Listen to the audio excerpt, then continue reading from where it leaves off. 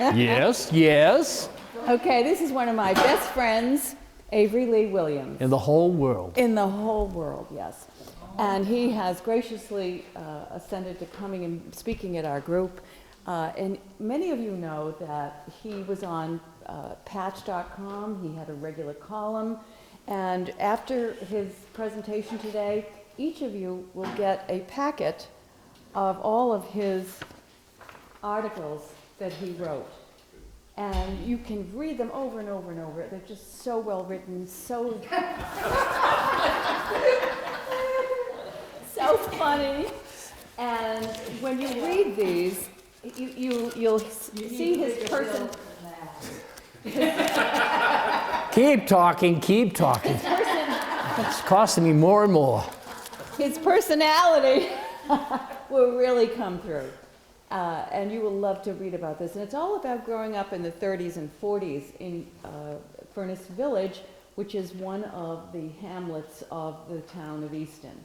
So I welcome him and thank you very much for coming. And you must know one thing. He is a classic story, American story. I like to say he grew up dirt poor on a farm, because he did. And he was very smart. He went to Wall Street and worked on the floor of the stock exchange. He then became a stockbroker, and he's had a very successful career. He's one of the most generous guys that I know, with his time, with his talents, and with his money. I welcome him, and I hope that you will too. Let's give him a hand. And I applaud you for showing up. And I'll start by saying this now. Pay attention here.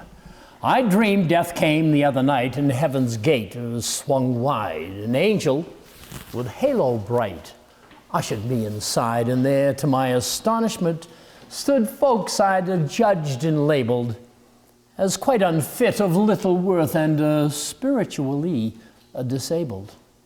Indignant words rose to my lips, but never were set free, for every face showed a stunned surprise. Not one expected me. Now, I don't know what you expected when you invited me here, but I've come here to have a good time, because I don't get out of bed in the morning if I don't have a good time. And we're all going to have a good time here today. And let's just get focused here on what I want you to be thinking about doing. Penny's told you that we've got the articles here that I've written, and they're not that well written, to tell you the truth. But they do bring back certain time frame that, unless you have kept a diary, unless your mother, your father, your grandmother, your grandfather, great-grand, you don't have a record of them. Let's look into the future a little ways, and about my grandchildren, my great-grandchildren, my nieces, nephews, and cousins and whatnot, to get a taste of the feel of what it was in the time that most of us were growing up. And I want you to think seriously about doing the very same things that I did. It doesn't take that long. Get the double-lined paper if you want, write on every other line, and that gives you space to keep correcting if you want. Or if you're up to date the way I am, we use the word on the word processor in the computer, and then you get to be sure to, or just send yourself an email, you know, and then you put the spell checker on the thing. Helps you out a lot, you know. How do you spell separate? You know, there's a rat in separate. I was at 455 Foundry Street for 25 years, from age 3 to age 28. But I want to back up for a minute to see if I can get the juices going for Southeastern on Route 138, because I was born in the Warren and Ethel Blood House in the middle of the Depression, 1935. Yes, I'm 77 years old, be 78 in June. And that places me in time. Anyone ever hear of Ethel and Warren Blood? There's a couple here that know the name. Yeah, Phyllis done, sure. He was, well, what did he do for a living? He was the Raleigh man. Do you know what a Raleigh man was? R-A-L-I-E-G-H. Anyone know what a full of brush man is? You ever heard of the full of brush man? Well, a Raleigh man was kind of an equal thing. Household cleaners, brooms and brushes and towels and what have you, and they went door to door. Would they find anyone at home? Yeah. Absolutely. Mom was home, okay? So they didn't have to make any appointments or anything like that, and as they would come by, if they wanted to order the shoe shine brush for the next time, or the broom, or the mop, or whatever it was, they'd put the order in with the Raleigh man, and Warren Blood was the Raleigh man. He had a little shop out front, and it's the basis of what is the Hibernian right now, okay, but it morphed at one time into the Pickle Barrel. You remember the Pickle Barrel, okay? Then later on it was the Black Fawn Tavern for quite a long while. The corner of that building is still there. The thing that amazed me, I can remember going back to visit them when I was a little older than 3 years old and washing my hands in the sink out back, and the color of the soap was pink, but the suds were white. I never could quite get over it. But those are the things. Now the Bloods had 3 sons, Don, a couple of years older than I, maybe 3, and a couple of twins, George and Jean. Anyone remember George and Jean Blood? Yeah, they rode motorcycles. They were both musicians. George died in a motorcycle accident, I believe, at a very young age. Jean is still playing the drums in the Newport, Rhode Island area. I saw him 2 or 3 years ago. At least I hope he still is. I think he is. Haven't seen his name in the obituary. So, in any case, that's we came there. My folks were renting there, okay?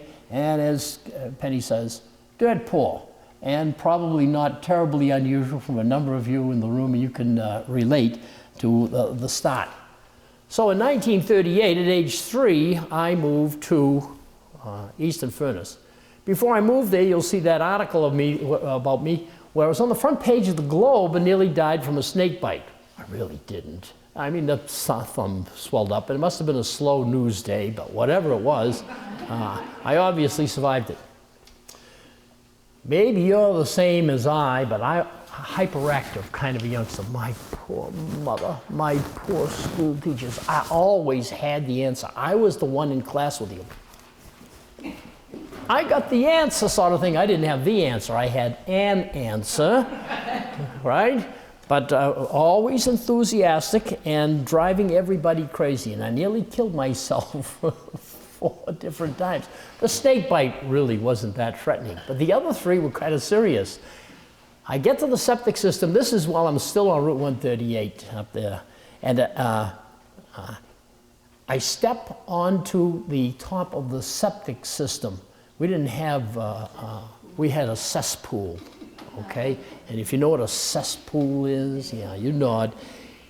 I stepped on the cover like this and the thing flipped over. As luck with having it, instead of dropping right down in, the thing flipped right over and pinned me there. And that was really, what a fellow would say is life-threatening. Now I get down to living on Foundry Street, 455 Foundry Street. That's just up from the 5 corners. You know, as you face 455 Foundry Street, to the left of us is 106 Auto Body. So if you know that, then you go down, and the next thing you know, you're at Shaw's and the Burger King and all the rest of the things that are there now. But in any case, I go visit the Farnham family on Foundry Street down near 138. Anyone know the Farnham name in town? Farnham is an old F-A-R-N-H-U-M. Old family name. Everybody had a big 55-gallon drum in the backyard. What's the 55-gallon drum got in it? Kerosene. It's got kerosene. This is one with a spigot on the front. You know? You got the glass bottle, right? The glass bottle. All right.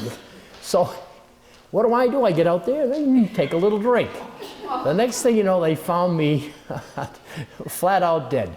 Turn me upside down, pat me on the back, get some of the kerosene out, and I did manage to give me some milk or whatever they did at the time, and I managed to survive. But that was one more. So then I go, I'm maybe 4 years of age, and they're hand digging the well outside the house. You can guess what happens here? Yeah, sure, there's about this much water in the bottom of the thing, and I got to go tumble right down into the thing. Luckily, the ladder was still in there. My father got over the edge and pulled me out by my heels, and they pumped me out again. And so, as a fellow says, nice to be with you today, as a fellow says. Nice to be any place at my age. Let's walk down Foundry Street there from where I was, because the Furnace Village was quite a bit different from uptown. I didn't get uptown too often because how many automobiles did each family have? One. Maybe. One, maybe. And maybe that automobile, if something could be arranged for the workforce, for the old man who's going out in the job, that car might be put up on blocks for the winter. It was a rear-wheel drive car. The roads were not plowed and sanded the way they are nowadays, and there's usually that much of a run of snow, hard packed on top of the roads. Even the main roads would have that on them, so that it was difficult to get around. So the automobile, my mother got the automobile on a Friday night, and we would go to Brockton to go shopping. Where did we go shopping? BPM at that time, but yes, but that's now Shaw's, yeah, sure. Edgar's, Frazier's, but for groceries? Do you remember the Mohegan Market? Yeah. How about C.F. Anderson's? Oh, yeah. Okay. What could you get at C.F. Anderson's? In the big barrels. All kinds of things. I only can remember, like coffee was there, that there was a big butter thing, and you got a piece of wax paper, and you stuck it here, you cut out a chunk of the butter and stuck it on the scales there, and you paid based on how much butter you picked up in that chunk. And they had all of the sausages hanging from the ceiling and all that sort of thing. So it was quite an experience that we remember quite well. Going down Foundry Street from my house, towards the Five Corners, on the right was something I don't think you'd see in Northeastern Village or any other section of town, maybe in Pequannock, were camps. And I don't know who these people were. They came in like April or May, and they left in October, September, October. They were like itinerant people. Their name was Pitsley. I don't know why I remember it. And they were not sociable people. They worked from early in the morning. They'd leave all packed into one car. Were they gypsies? I have no idea. But they were there, and the camps were not insulated. We could look in the windows, in the wintertime when they were gone, so you'd see inside, get a little idea. There'd be a little bedroom thing that would be maybe 6 foot wide, with a cot or two in there, and everybody jammed in tight. It'd be like 6 or more people at each one of them. There were 3 of them there. So it was an unusual thing that I remember as a kid, as you would walk down the street there. The next house was Gonsalves. You remember Marie Gonsalves? She had like 6 kids. One time, she's ready to have a baby. Does she call the doctor? No, it's just another baby. Don't worry about a thing. Annie Gonsalves, who was like an adopted daughter to my mother. She had 4 kids, but Annie was the next one. You know Annie Gonsalves? In any case, she comes running down the street and she says, Mrs. Williams, you got to come help us here. And my mother went up and they delivered the baby, got the water going, what you're supposed to do. It says in every movie you're supposed to do that. And Dr. Brenner came. Now, Dr. Brenner, does anyone remember that name? Dr. Brenner, Dr. Jacob Brenner. He moved from general practitioner to psychiatry later on, but he delivered me. How many of you were born at home? Born at home, not in a medical facility. So there's 2 others. Okay, so it's wasn't as common, but I was born at home. My brother in 37, my sister in 39, and my sister Dottie. She's Dottie Lewis now on Bay Road. She 43. Born 43, and my mother finally talked. My mother finally talked my father and letting her go to the Faniff Hospital on the Goddard or whatever it was, and it cost something like $100, which is what now? $1,500, $2,000 or something like that in today's buying power. And when I was delivered, it was $35. Dr. Brenner, a lot of money, maybe $550 in today's money. And Peaches Manchester. Anyone remember the name Peaches Manchester? That would be Ralph Manchester's wife. I don't remember her first name. She was always Peaches to us. She had a son, Bunky, who died at an earlier age. Jack Manchester died just 2 or 3 years ago, living in East Bridgewater. They owned the place in Southeastern on 138 that preceded the Tanner Ford Company. Remember that place there? They had a machine shop of some kind, okay? So Peaches delivered me, my brother, and my sister Claire, along with a little help from Dr. Brenner, okay? And so The doctor's pretty well known around town, and as an aside, I have a Mabel Brenner painting at home. One of my treasures. She gave it to me just before she died, so because we were kind of good buddies. So we delivered, what was his name now? Gonsalves, John Gonsalves, and he, as far as I know, is still alive. A little younger than I am. You're going down the street a little more, you come to the Harvey's house, Ray Harvey. He had two sons, Elmer and Alan. I think they're both now dead. Remember those names? Yeah. And then on the left-hand side going down was the Hackett family. Gary Hackett was a childhood chum. He helped the Easton Historical Society with some of their genealogy, and he did my genealogy to trace me back to the Mayflower as a descendant of Francis Cook and Edward Fuller, and I got the papers to prove it. And just another aside, I would suggest that if you think you have those connections, if you can get those connections made, you do a big favor to everybody in your family, just to all your cousins, nephews, nieces, everybody that can trace to that one ancestor that I hitch onto, which obviously is through my great-grandfather. I hitch up through Harriet Allen, which is Hattie Allen, and they happen to marry Frank Williams, my great-grandfather. So it's all by luck, and it doesn't mean too much of anything, but it's a fun kind of thing to do, and might be interesting as a Christmas gift to someone in your family to give them that, okay? So I remember the Gracies on the right, Frank Gracie, and he had a dozen cows. He milked by hand to begin with, and then later got machines on there.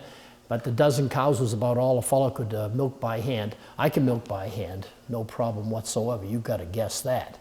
And we had goats and milking cows regularly, and I had them on my farm at Beatty Lane, of course. But the Gracies, I would do the haying with them. And there was no baling at that time. We packed it in lots that you would pick up. It'd be picked up to us by the Schleicher guys and the Nordbeck boys, the big strong Swedes, you know, would be passing the hay up to me. And I would be taking it off their fork and placing it into the hay wagon. And we pitchforked it off on the same kind of a bundle that it came up onto the hay wagon. Any of you ever do any haying? Yeah. Okay, yeah, good fun in that. How about the smell in the air when that fresh cut hay and everything else? It's like magic, you know? You did. We would get in and we'd be sweating all up, you know, and it would be really hot day. And Frank Gracie would have Simpson Spring golden ginger ale, okay, and no ice cubes, but he had it in a rain barrel to keep it cool with a string in the front. Pull it up, open the bottle, pull out a bottle of raw milk. How many of you drank raw milk? Just about everybody has drunk raw milk. Yeah. So that was, of course, you'd have to shake it up, you know, because it wasn't homogenized, and you'd pour that half and half with the ginger ale, believe it or not, and that was our thirst quencher. So we'd come in, and then of course I would go up into the mow, and the Nordbecks and the Schleichers would toss the hay up to me on the long fork, and I would be in the open window. It was a miracle. We didn't kill ourselves. And no safety belts, no nothing. If someone fell, you just broke yourself all up. I don't know how I lived through it all, but I did. Next to Five Corners, they had a Sunoco Station. Who ran the Sunoco Station? Edgar Rodin, the Swede. But they anglicized the name. What did they call him? Ed?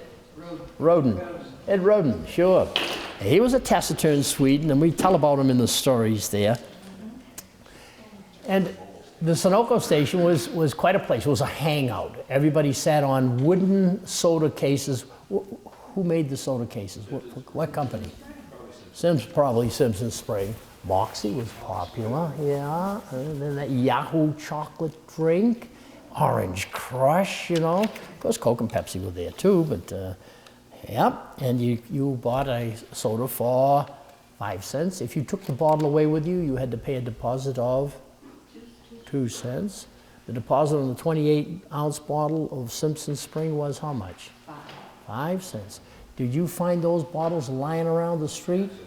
Not with a deposit like that. The deposit today is still a lousy nickel, which has the buying power of like 1/25 of what it was at that time.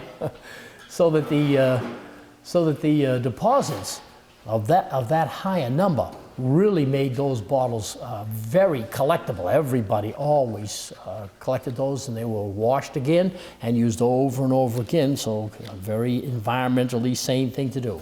And just going down Foundry Street just a little bit more on the right behind Ed Roden's was Robert Hackett. Anyone remember Robert Hackett, the postman in town? Okay, he was there. And then beyond that was the Diamond family. Eva Diamond, good buddy of mine, I saw her a couple of years ago in Florida. She's still in good health. Who was the famous person in the Diamond family? Do you know? It was in the early days of professional wrestling. And there was a guy named Charlie Diamond. And you remember how wrestlers, this is all an act, of course, but there would be the good guys and the bad guys. Charlie was the good guy. He was probably 190 pounds. Smaller wrestlers were, I would guess, smaller on average at the time, and he was in fine physical condition as the good guy, good-looking, tall fellow, you know, 6 foot tall and all that sort of thing. And he was quite a hero around the five corners at the Diamonds.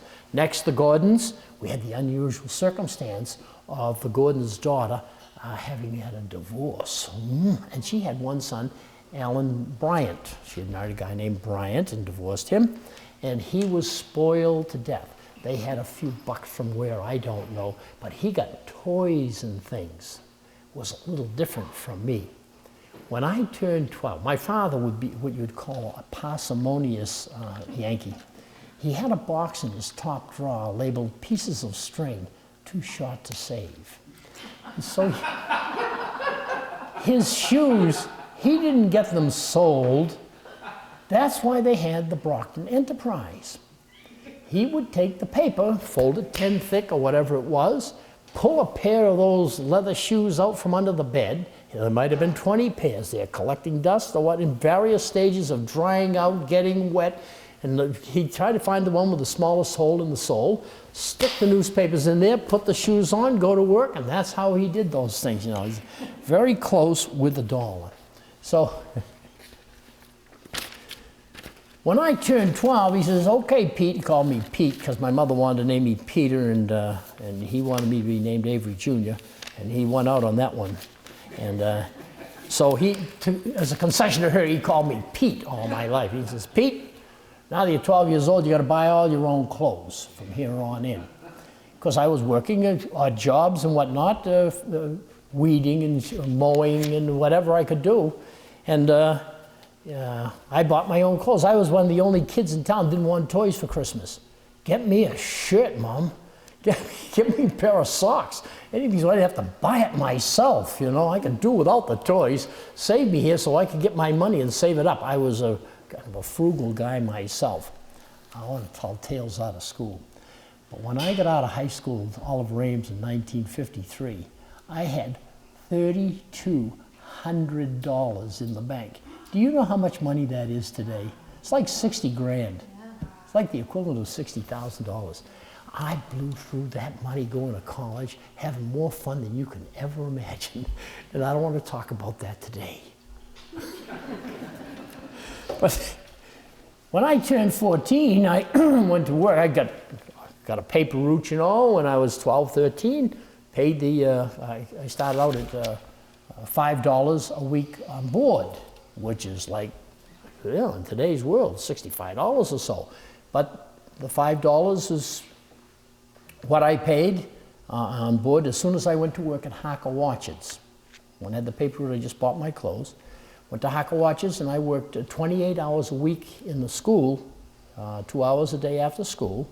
And I never missed a day of high school for sickness from the 7th grade through graduation, except the day we played hooky and went to Hull, to Nantasket. But other than that, I never missed a day of school, so I was kind of tough. I've got over that since.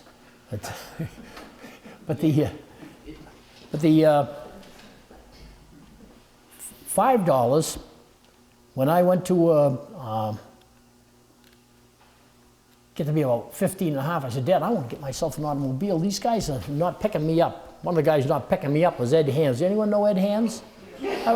I worked with his dad, Herb Hands, down at Hackett Watches. He and Wally Bullock were coming in from Holbrook, and they would pick me up in the morning, but they would come through a little early sometimes, and I had to hoof it if I couldn't ride my bike because it was that cold. That's what there was snow on or whatever it was. I had to hoof it. I'd be an hour's late getting up to the Hackett and Poultry Farm, and I'd get docked the hour. So I'd say to my father, listen, I got to get an automobile. He said, you don't need a car. I'll tell you what I'm going to do. You don't buy a car, I'll keep you board at $5. You get a car, you're going to go out spending a lot of money. You think, I'm raising your board to $10. And what did I do? I bought the car. I bought the car. From Dick Hanscom, a 1939 Ford Coupe. Yep. Yeah. And a piece of junk, but you know, and the cars, you know, you got to remember, they didn't make any automobiles in 1943, 4, and 5. So by the time you get to 46, 47, 48, these cars were really beat up, really in tough shape. So that 39 Ford, the side panels were flapping in the breeze, for crying out loud, because they didn't undercoat them as well then by any means, and they're all steel so that they rusted out very easily. So I paid the $10. I work at Hackett. I work 54 hours a week during the summer. That's how I got the money. Even though I was only getting 75 cents an hour and not spending much money, it adds up, you know. And you got a flat rate of 5% in the bank because the government dictated what interest was paid at that time. Can you remember those days? Yeah, it was government controlled, and the banks all had to pay 5%, and everything worked from there. Mortgage might be 6.5% or 7% or whatever it is, but there was very little fluctuation in the rates. And so when I get through high school, I said to them, you know, other people in my class were going to go to Bridgewater State Teachers College. I didn't have anything else to do, so I figured, well, I'll go there too. It wasn't much money, $100 for tuition each semester, and maybe $30 or $40 for books for the whole year. So I said to him, I'm thinking of going to that Bridgewater, excuse me, State Teachers College. He says, I didn't have to go to college. He had pulled out of school to save the family farm in the 10th year of school. He could read and write, but not much better than that. And he was doing pretty well financially. He didn't think I needed to go to any college. He says, I'll tell you what I'm going to do. Can you take a guess? If you don't go to college, I'll keep you board at $10, he says. This is what you call tough love. You go to school, and I'm raising you up to $15 a week. What did I do? I went to school, yeah. You can see, a lot of people say that I'm kind of smart. You can tell that I'm not that smart, right? Couldn't figure out what the right thing to do there was. But in any case, that's how it all started out for me there.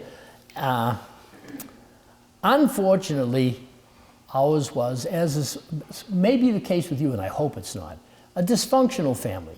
My old man was a great guy, really. He had a heart of gold. He helped people in a lot of things and whatnot. But he was a very serious alcoholic. And you know, when that's the case in your household, it makes for a very dysfunctional kind of a family. And we seem to survive it. All four of us seem to come out okay. My sister Claire works with the NIH, National Institute of Health, down in Washington, D.C., and is working on very advanced cures for orphan diseases. Those are very seldom striking diseases, you know, that nobody wants to fund, so the federal government does, and she's been working with them for years and years, doing very important research and whatnot. So we've done pretty well. My brother Bud was financially quite successful. He died a few years ago, but we've done okay in spite of that. I work for Mr. Boozenkool. Anyone ever heard that name? Mr. Boozenkool was the Dutchman that owned Wheaton Farm, the building there, and the entire property. And by the sound of the name, you might guess that he was out of Dutch descent. And a great fellow, and I was like his handyman, one of the many jobs. I'd finish my paper route and go down and mow his lawn. Did he have a power lawnmower? And did he have a big lawn? Did I push this reel mower back and forth, you know? And you couldn't let it grow up too high to mow it with one of those mowers. You had to mow it like every week minimum. So I was there pushing that silly thing, you know, forever. But it toughened me up pretty well, I will say that. I shouldn't complain about it, but he liked me a lot. And he even offered one time, I don't know how serious he was, but I didn't choose to do it. It shows you how smart I am again. He said to me, Lee, I think I would pay your tuition if you go to law school. Could you imagine me as a lawyer? The world's tough enough as it is. So, God. But I went to work for Hackett Orchards. Anyone know what Hackett Orchards and poultry farm? One of the biggest in the country, you know, at the time. Thousands of birds, 50,000 birds at one time being raised there, you know. Now Blueview Nurseries. Now thank you, Blueview Nurseries. You can still see the laying houses there, okay? And I was allowed, it's in one of the stories there, it tells about how I was allowed to be a laying house man on the weekends at age 15. If you didn't think I was cock of the walk, okay? I thought I was anyway. In one of the stories here, I want to talk to the ladies here in particular about some of the foods we ate. They weren't particularly good for us, but I think mostly people were kind of ignorant of it. They knew that cigarettes weren't good for you because they called them another nail in the coffin, right? Another nail in the coffin. So they kind of knew, and it would stunt your growth. Cigarettes will stunt your growth, you know. I think the half of it. But they kind of knew they were bad. But here's some of the foods that my mother would make. She made 12 things, and they were all very, very good. One of them was pancakes. And what was the special ingredient she used there? Sour milk. Sour milk, because the milk would go, you know, you're having your own cow, you'd have a lot of extra milk sometimes. It would get by on you. Maybe you put it into a window box. Anyone have a window box? You remember what a window box is? It hitches right on the outside of your window, and it's a box, a wooden box with shelves on it, maybe 2 shelves, and you put it there in November, and it stayed there till March or April, and it was just an extra cooler place. Well, you know, sometimes a couple warm days would go by and the milk would be there and there'd be no room in the very small refrigerator that they had at those times. The milk would go sour and curdle all up and smell bad and everything. Made wonderful pancakes. Now, what did she do? She didn't have any sour milk pancakes. We all wanted sour milk pancakes. Put vinegar in it. She put vinegar in it. That's right. Sort of sour it up. Almost as good, I would say. Most everything was cooked in fat. I mean, a lot of fat. The fat was saved. My father managed a duck farm. It was a slaughterhouse operation that he managed over Mansfield, East Mansfield. And we would get the culls, C-U-L-L-S, those ducks where the skin would get ripped, or, you know, went through these different picking machines and whatnot. If something scarred it up in some way that it wasn't presentable for retail sale, my father could buy those for next to nothing. And they would be all picked and cleaned when they came home. And my mother would cook up maybe a half dozen ducks at one time, and she knew how to slit the skin. You know, ducks are pretty fatty animals, especially back then, because the grains they fed them were just really solid stuff. So they cut the slits in there and put them up on racks, and the grease would flow down to the bottom. We used that fat for a number of things, okay? One of them, we would mix it in with the lamb fat, because we'd be raising a lamb, you know, and we'd be cooking a lamb and roasting, the lamb fat come down. Cooking up bacon, you never threw the bacon fat away. All went into a fat thing. And we did 2 things with it. One of them was cooking, and what was the other thing? Made soap. You made soap. Okay? Any of you ever make soap? You didn't get in on that. But this was not unusual in Furnace Village for folks to be doing that. And I don't think that maybe up in Northeastern, that I think things were economically a little better, and they were not quite as close to the earth as we were. So I make no excuses for it or anything. I'm just telling you how it was. You added what ingredient to the fat to make soap? Lime. What did that do to your Olay hands? I want to tell you something. My mother's hands, she could be the before picture for the rough and ready hands when they were showing them off on what the hand creams would do for you. You know, the knuckles were all cracked. My father's too. They rubbed them with petroleum jelly under the brand name. Bag balm. Bag balm we use, and that's petroleum jelly, but all Vaseline, yeah. But that's right. We used a lot of bag balm too, and they'd rub that all over their hands to make them so that they could close their fist.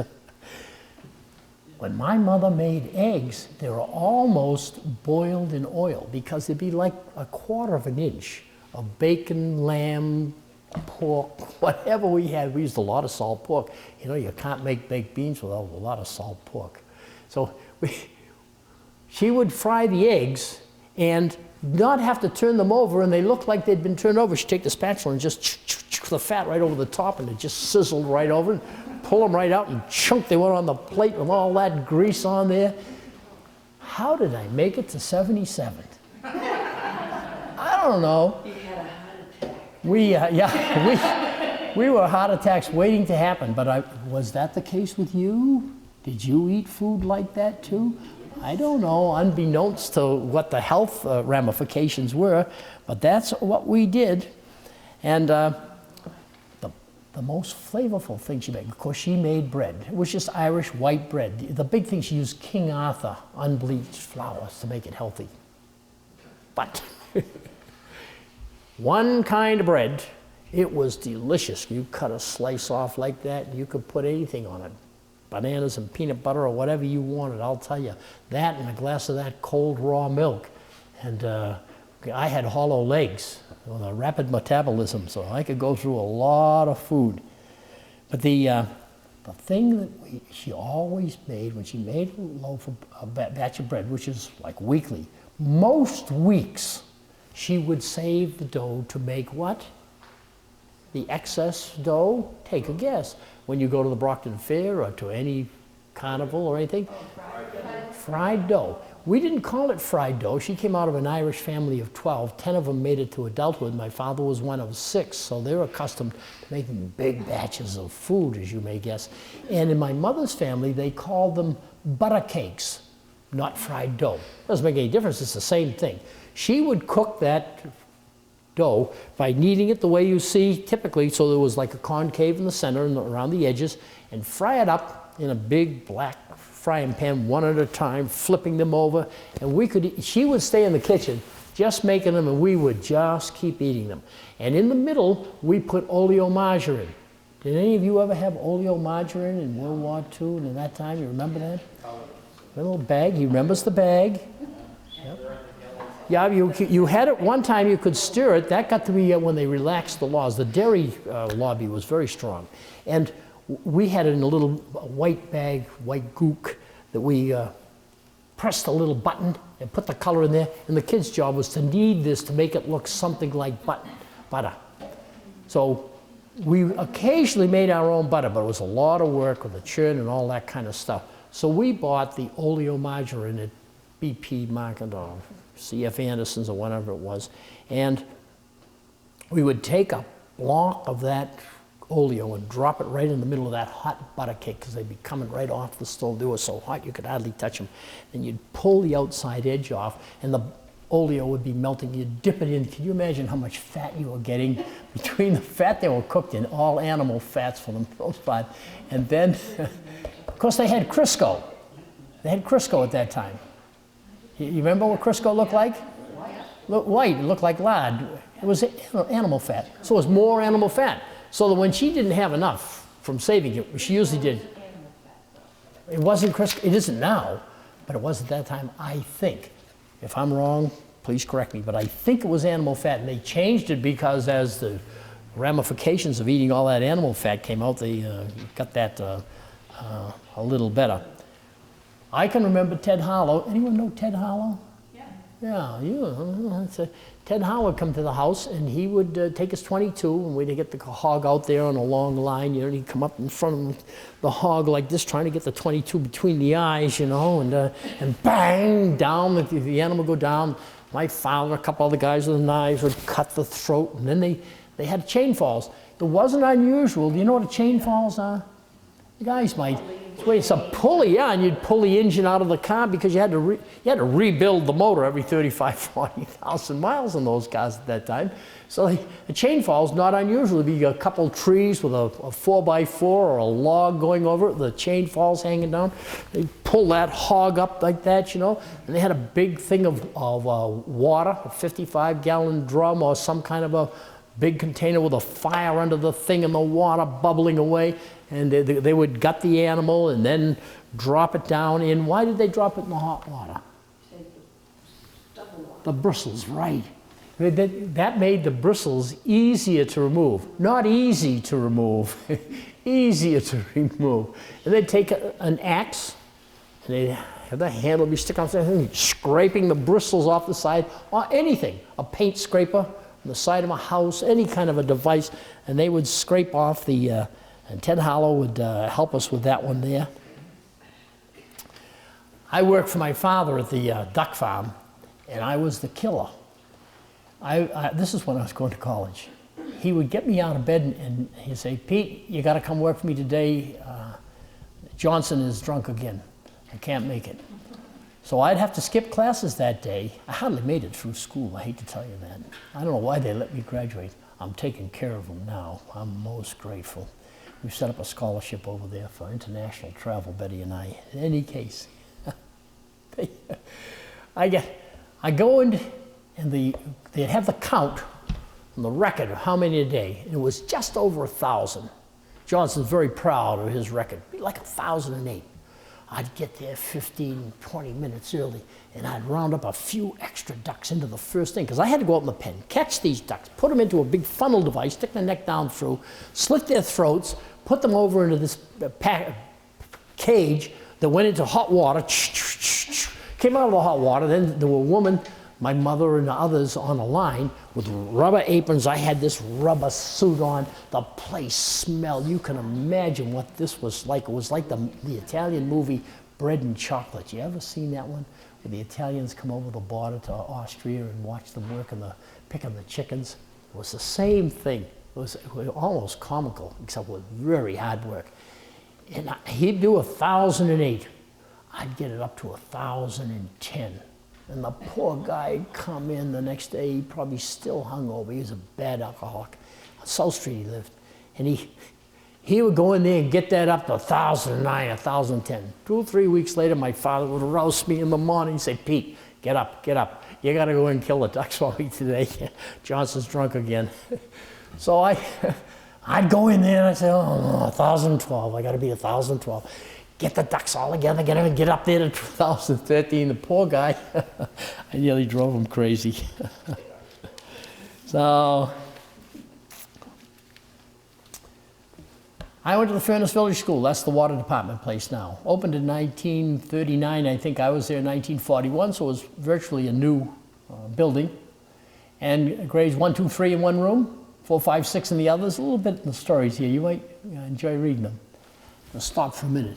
Am I getting you to think about what I want you to think about? Are you thinking about writing some of these reminiscences of your own? I hope you are, because I think it's an important thing to do. You'll enjoy doing it. Don't worry about your writing style. Just get the information down. Put it down in plain sentences. And if you can make it flowery, nice. If you can't, don't worry about it. Pass it on in your family for the next generations, because you're going to have unique personal remembrances that you have. They're going to be very important to those people as they read back. Great-grandchildren that you've never met, great-great-great-grandchildren. Those items will be kept. If there's a fire in the house, they're going to go grab the photo albums and these stories. You got the idea? So stay with me here now and stay focused.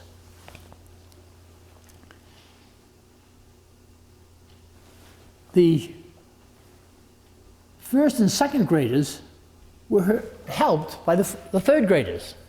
And those who might be a little more quick of wit would be down teaching the previous year. When we got up to the 7th year in Northeastern from that kind of schooling, we were never behind. And I don't say for certain, but I think we may have done a little bit better because we were pushed right along by the upper grades people. So that when we got through the 6th grade, we had a full 6 years of whatever the learning standards were for the day. We brought sandwiches to school. What do they wrap them in? Wax paper. Wax paper. Nobody does it any longer, but there's a certain smell to the sandwich when you open up you have baggies now, but it doesn't seem to be the same thing. When you open up those wax paper sandwiches, and the Rye family would bring big jars of tomato soup and put it on the radiator. Didn't really heat it up, it just warmed it up, but warm enough to, we had fun. And they had the little lunchroom downstairs. Excuse me. Kippy Grant. Anyone know that name? Clifford is his name. Not the Grant family.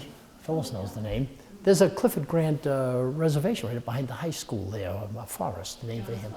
And John's, not his father, his cousin. Yep, father's brother's son. And Kippy was in World War II and came into the class to speak with the paratrooper boots on, and everything. He was our hero. Never forget that day, I was there for the Gene Autry time up in Northeastern. Anyone else was there? You were there, huh? You weren't quite old enough to make it there. Because I was only 5 or 6, but I can remember being there with the big bandstand and, this cowboy coming in. And that was a big thing for us, World War II, born in 35 and 45 at the end of the war. I can remember I was out on the swing in the backyard. It's August sometime. And my mother come running out of the house. The war's over, yay, yay, So I remember that part of it. But I remember more what we had to put up with from 1941 or 2, which made me 6, 7 years of age, until I was 10. The deprivation of it all. No sugar, for instance. That was the big thing the kids missed. What did we use as a substitute for sugar? There was plenty of it around. Honey? Well, honey, but there wasn't a lot of honey around, but molasses. Molasses. And we just picked molasses and put it in the raw milk, stir it up, and that was a passable substitute. Yeah. For entertainment, people had house parties. I can remember Gene Autry. Oh, give me land, lots of land, from the starry skies above. Don't fence me in. The song would just go through my head over and over. I just loved that too, and a whole mess of others that were there. Ed Rodin was quite a character, taciturn, but he did a little better economically than most people. He and Carrie Rodin were able to buy a new Ford automobile every year, as I recall it. It might have been every other year, because I don't think he put 5,000 miles on a car in a year, but because he was pretty much tied to that retail business of his 7 days a week and whatnot. But it was a big occasion. The car was usually black, and everybody with, in so many days it's going to be coming in, and so many days, and then the car would come in, and everybody from all around would come down and see, because all the rest of us were driving these beat up old bomb of cars. I used to carry 2 and 3 spare tires. My father used to run the tires. You guessed this, if he did this with his shoes, he did it with the shoes on his car too. He ran those tires. He didn't bother to recap them. He ran them right down to the canvas when you couldn't recap them. Then he would get rid of them, or he'd just wait till he got a flat and change it, and then that tire was gone. But and of course we had inner tubes. What color were they? Black most of the time, but before that they were red. So you would get a patching kit from Ed Rodin's store or any garage, and it had a little scraper in the cover. You would scrape the area, put the glue on. We always liked to put a match to it to vulcanize the patch. We thought it did. Probably didn't have to do it. Put that on there, patch it up, and away you'd go again. There's nothing to it. For clothing, we bought regular clothing. When I was a kid, before 12 years of age, I wore pants that went down to about here, and they had a garter on them, and socks that came up there. What did they call those pants? Knickers. They're knickerbockers, knickers. And of course, the elastic band never held up that well, and the socks would come down around your ankle, and the knickerbocker, the lower part of it, would be falling down. You always looked like some kind of a ragamuffin. But one of the materials we used, if you had a farm, you were buying a lot of grain for the animals, what did we use for cloth? Burlap. The bags. They weren't burlap, they were made of regular material, and were they just plain white? No. No. They had print. they had floral patterns on them, maybe some other designs and whatnot. And my mom would get the old singer out there and with her feet, and pedal away there and make the pillowcases and shirts. And one of the things that we always made out of those grain bags and out of old sheets and whatnot when they were deplorably gone would be what we would call at the time a snot rag. What's a snot rag? A handkerchief, yeah. In polite society, you'd call it a handkerchief. And of course, the farmers used the one that the baseball players are still known to do. They try not to get it on TV. They put one finger over here, lean over and blow hard, then do the other side, And then they give it the old Mackinac wipe. Yeah. Oh, I want to tell you. That's why.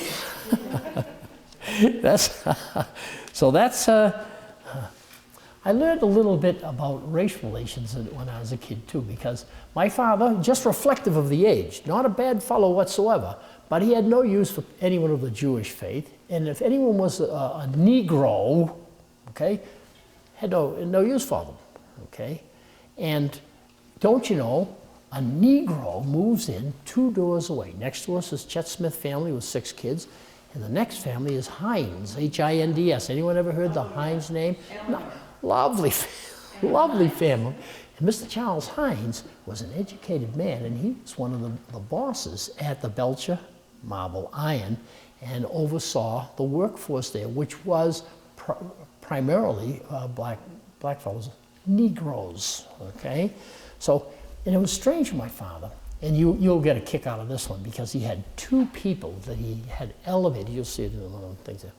Elevated above all else. One was the Swedes. He thought they were the greatest group of people.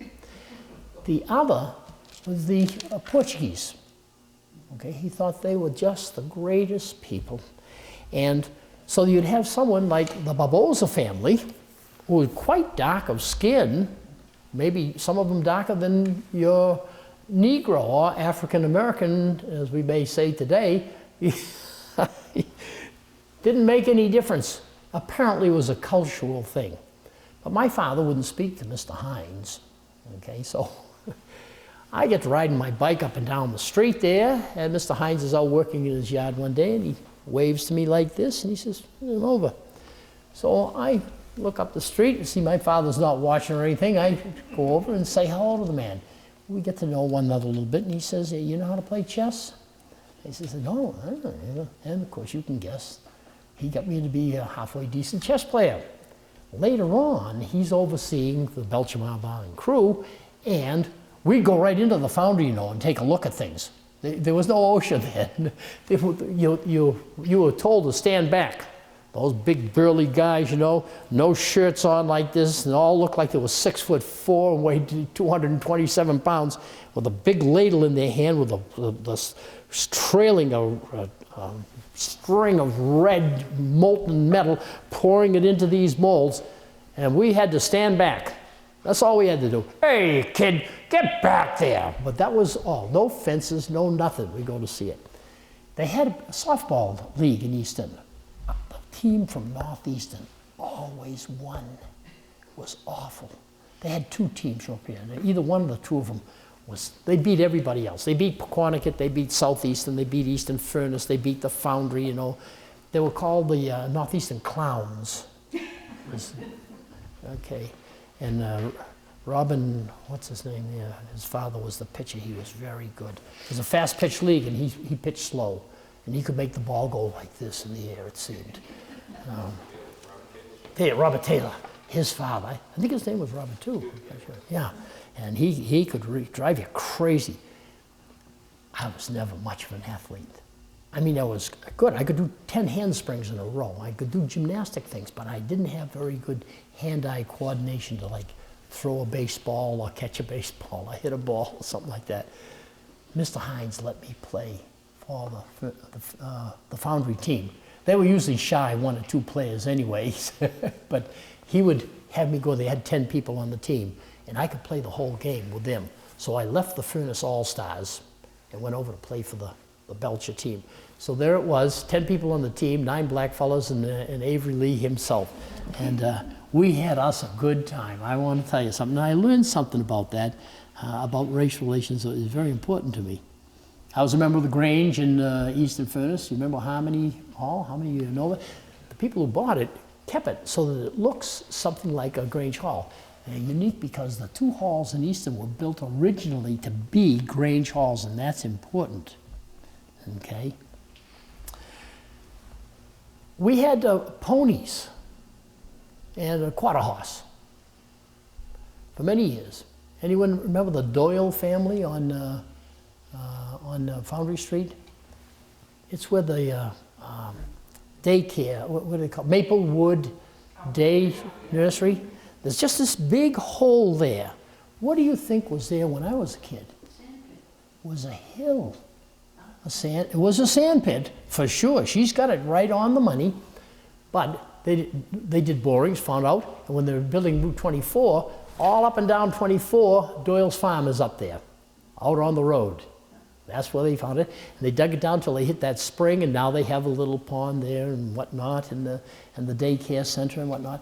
But the Doyles had, I don't know, 6 kids. Franny Doyle was a couple years ahead of me at Oliver Ames, and he could ride like the wind. But they had, I don't know, a dozen or more ponies, and they went on the carnival circuit with it. And they would go from town to town with the carnival and give pony rides, and that's how they made a living to sustain the children in the family, as far as I know.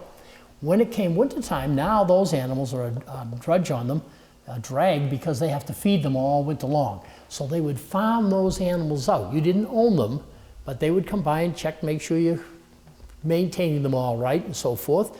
And we, for 4, 5, 6, 7, 8 years, I don't know how long, it was many years, it seemed like many years, we kept ponies from Doyle's, so that we were very popular in that area of the town with all the other kids that wanted to ride ponies or anything.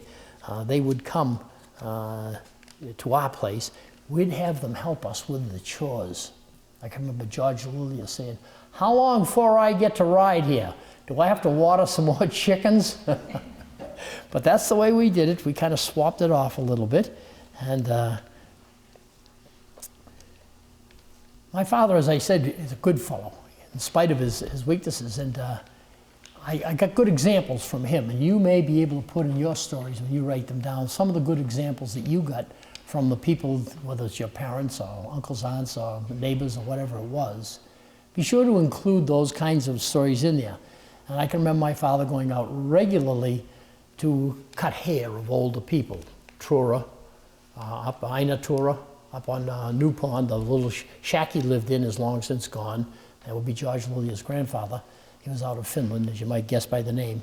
And Henry Weber was another one I remember up on Bay Road. My father go up and cut the hair. He used the old hand clippers. Unfortunately, he'd be, under the influence of the devil's brew, He cut my hair. I never got to a barber till I was in high school and would pay for it myself.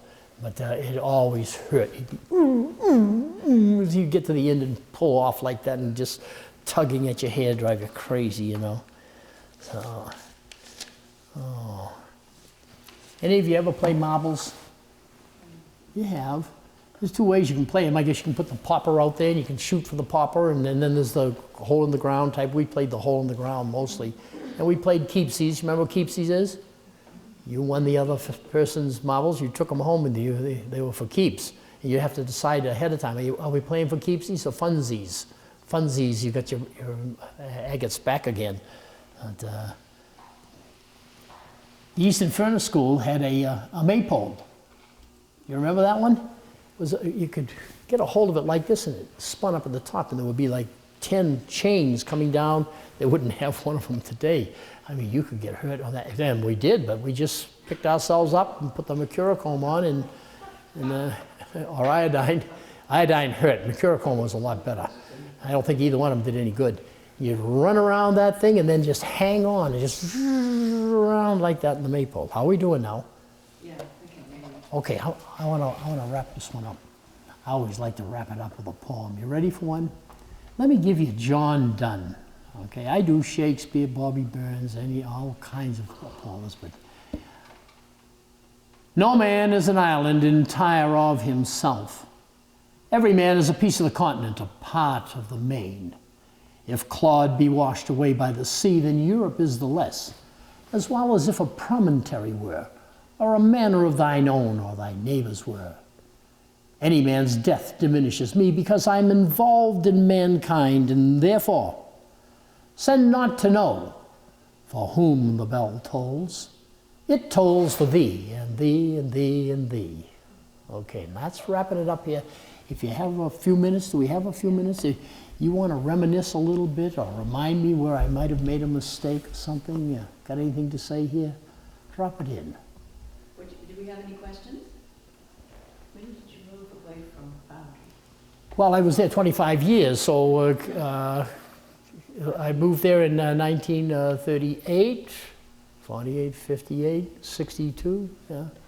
You went to school at the Furnace Village School? That's correct. Where did you go, and you said to grade 6, where did you go for grade 7? North Easton to the Barrow Street, which was the junior high and high school combined at that time, Okay, yes. so the junior high was there. Yep. How did you get there? Bus, yep. One day, George Lillier and I threw snowballs at the bus. We were forced to walk home. When I got home, I was very worried, and I told my mother about it, and she said, that'll serve you right. I don't think you'll throw snowballs again. George went home and told his mother, and she got him with the automobile, went up there and gave him a piece of her mind. So you can guess what would happen today. Most parents would have said, you had my kid walk home? I'm lucky my old man didn't give me the back of his hand. And you said at Five Corners, you said Sunoco Station, but I kind of remember something, Rodent Store, was that the same? That rodent store was a Sunoco station. Was it the same thing? Yep. And was it in the same location where the Sunoco Station is today? No, across the street. Across the street, Yeah, it's where the mobile station is. Mobile and the Walmart and And everything. there were not 4 pharmacies within 2 miles of the farm? No, we had up in Abbott's in Northeastern. Yeah, It was an Abbott's and Southeastern. there was, that's correct. I think yeah. What's your take on the Foundry being, they moved south? You know, you grew up with the Foundry Yeah. and it was there for Yeah. 100 years, and Oh. now we have, that history is gone. Yeah, it is. It was the longest running foundry in its original location. And I think they have to pass a 21A, which is an environmental test to make before they can use it for something else. I'm on the town CPA committee, and we have looked at that property for recreational fields. There are a couple of things going against it. One of them is the traffic coming down that hill, the view coming out with cars, a lot of automobiles going to a sporting event at one time.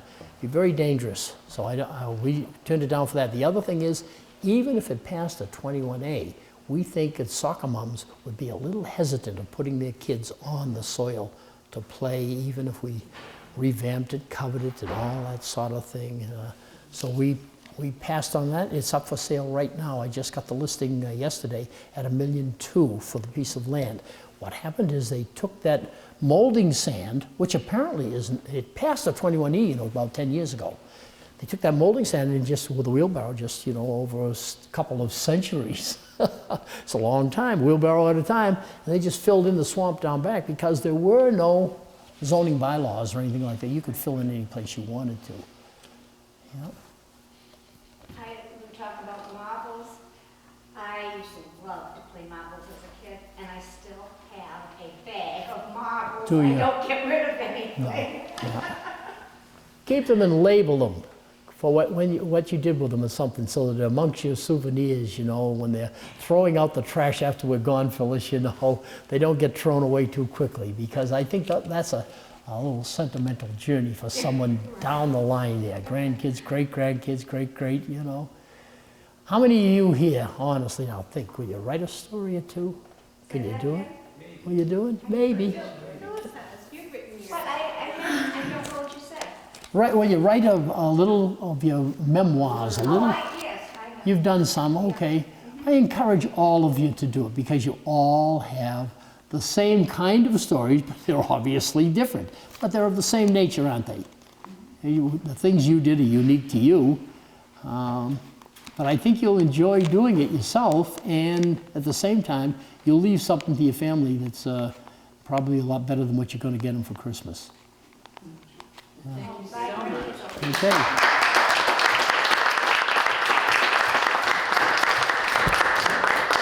Let's eat.